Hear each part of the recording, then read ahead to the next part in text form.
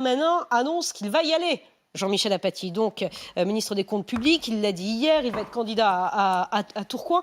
Question, Jean-Michel, pourquoi il y va? Quel est son intérêt? Alors, il doit y avoir un intérêt personnel. Il y a aussi le fait. Alors, on va voir. Hein, Gérald Darmanin a dit si jamais je suis élu, il n'est pas obligé de le faire, mais s'il est candidat, c'est pour être maire. Et donc, ça veut dire qu'il ne sera plus ministre. C'est important, ministre du budget. Là, on l'appelle le compte public aujourd'hui, mais c'est important parce que dans un système gouvernemental, il est à la croisée de toutes les actions du gouvernement et il est celui qui aide ou pas, d'ailleurs, parce que Bercy, là-dessus, ne se laisse pas toujours faire au financement des actions qui sont menées. Donc, pour Emmanuel Macron, l'hypothèse de perdre maintenant son ministre du budget au milieu du quinquennat n'est pas forcément une bonne nouvelle. Gérald Darmanin est un garçon qui a des ambitions, c'est une évidence.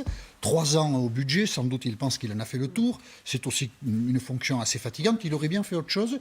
Il se serait bien vu ministre de l'Intérieur à un moment. Bon, la place est prise. Il serait peut-être vu ailleurs à Matignon, mais là aussi je crois. C'est-à-dire qu'il est un peu impatient, d'après vous, Gérald Darmanin? Pas forcément impatient. Il a envie de faire de la politique et donc sans doute il ne veut pas perdre son ancrage local et donc il sera candidat à Tourcoing. Et donc voilà, Emmanuel Macron, qui a plutôt encouragé ses ministres à se confronter au suffrage universel, devra faire avec l'hypothèse d'un remaniement à la sortie des élections municipales. C'est une mauvaise nouvelle? Pour le chef de l'État, c'est une mauvaise nouvelle? Bon, c'est un problème de plus. Oui. Donc, comme il en a assez maintenant, peut-être il se serait passé de celui-là, j'imagine. Je ne sais pas, il ne m'a pas fait de confiance. Mais les gens qui ont beaucoup de problèmes en général, quand ils en ont un de plus, ils s'en passeraient. C'est comme ça que ça se passe en général. Et est-ce qu'en fonction du résultat de ces municipales, on verra ça évidemment le 22 mars, est-ce qu'en fonction du résultat de ces municipales, ça va changer la politique du gouvernement? A priori, on dirait non. Des élections locales ne peuvent pas contrarier une politique nationale. Alors, il y a 2 éléments qui doivent venir contrarier un peu cette position de principe. Dans la pratique, on voit, c'est un sondage Odoxa ce matin qui est assez intéressant,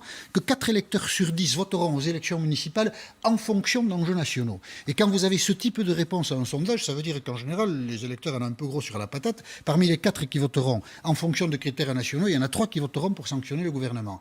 Et tout ça, ça peut dessiner à la fin des élections municipales. Alors, la politique, c'est souvent intuitif comme ça, une position d'affaiblissement du gouvernement. Et on a vu par le passé, pas souvent, mais c'est arrivé, des élections municipales avoir un impact direct sur la politique nationale. En 1983, ça remonte un peu, mais il y a de très mauvaises élections municipales pour la gauche qui perd beaucoup de villes, très mauvais premier tour, correction un peu plus favorable au 2e tour, mais François Mitterrand hésite. Et pendant une semaine, ça va être un vrai psychodrame. On ne sait pas si le Premier ministre de l'époque, Pierre Mauroy, va changer, si la politique économique du gouvernement va changer. Beaucoup de personnalités poussent François Mitterrand à faire une politique très différente sur le plan économique. Et puis finalement, François Mitterrand, après une semaine, ça avait été très long de réflexion, garde Pierre Mauroy. Et en 2014, là on a vu, François Hollande est passé à l'acte, puisque c'est après les mauvaises élections municipales que Jean-Marc Ayrault quitte Matignon et que François Hollande va tenter la carte Manuel Valls.